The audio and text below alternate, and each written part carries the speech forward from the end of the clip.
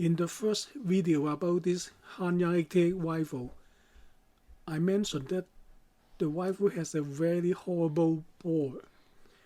The bore hardly has any rifling left. When I put a bull tape on a cleaning rod and use it to run a patch through the bore of this rifle, the bull tape only makes half a turn. If the bore has good rifling, the patch should have followed the rifling closely, and the bull tape should have made 3 turns. That is based on the fact that barrel length is 29 inches. The rifling twist rate of this rifle is 1 in 9.5 inches. Therefore, the rifling of the barrel is supposed to make 3 turns through the full length of the barrel. But there's so little rifling left that the patch cannot follow the rifling closely, and it only managed to make half a turn. I also noticed that the bull tape turned a bit better when the patch was near the muzzle of the barrel. But by the time the patch near the rear of the barrel, the bull tape stopped turning. This was confirmed when I put a bullet to the muzzle end of the barrel.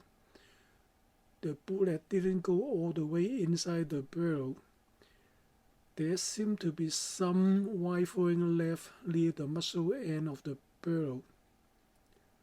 But when I looked inside the bore near the muzzle end, it still looked horrible. As for the reason why the bore is so bad, of course I don't know. But if I have to make a wild guess, I think this may have to do with, during the history of this rifle, 2 different diameters of bullets were probably used in this rifle. Hanyang 88 rifle used 8mm ammo, but the bullet for 8mm ammo can be 2 different diameters. 8mm ammo used in older rifles such as German commission rifle and Hanyang 88 rifle use 0.318 inches diameter bullet. On the other hand, 8mm ammo used in later rifle, such as the many versions of German Mauser rifle, all use 0.323 inches bullets. In fact, Germans converted most of the commission rifle to use 0.323 inches bullets in order to simplify logistics. But China didn't convert the Hanyang 88 rifle to use 0.323 inches bullets. Hanyang 88 rifle were still supposed to use the smaller 0.318 inches bullets. Even those manufactured as late as during World War II, like my rifle, were still supposed to use the smaller 0.318 inches bullets. Meanwhile, China start buying and manufacturing Mauser 98 rifle in 1930s. Those were trimmed for the larger 0.323 inches bullets. We are talking about an army that need to supply 2 different bullets for their rifles. I'm very sure that was a major logistic problem.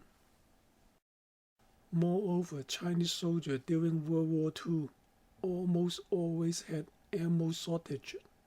In that circumstances, soldiers would have used whichever 8mm ammo available, regardless if those had smaller diameter bullets or larger diameters. We can see from this picture that the Chinese soldiers were using Hanyang 88 rifles. And something relevant to this discussion was that The soldiers seemed to have a mix of two different types of 8mm rounds in the same stripper clip. Those with round nose bullets were the smaller diameter bullets that were supposed to be for Hanyang 88. Those with pointy nose bullets were the larger diameter bullets that were supposed to be for Mauser 98. Of course, the soldier must be very glad that at least he had the ammo available, considering the ammo shortage. But shooting larger diameter bullet in a Hanyang 88 rifle that was supposed to use smaller bullet could not be good for the barrel. That may be one reason why the barrel of this rifle is so bad. There may be other reasons why the barrel of this rifle is so bad. One possible reason was the fact that the rifle was used in a local militia. It may have been used by many people and many rounds had shot through it. Other people think that the Chinese army didn't keep their rifles in good condition during World War II because of lack of training. The other possible reason has to do with lack of supply. This is quite possible to be the case considering the fact that the wooden furniture of this rifle was coated with used motor oil as wood finish, instead of using the purple wood finish that I mentioned in part 2 of this video. Or that could be anything else. Please leave a comment of what you think. Luckily, I found a way to make the rifle to shoot well despite the fact that the barrel is so bad. This took some time and effort, and I will show how this was done in the next video.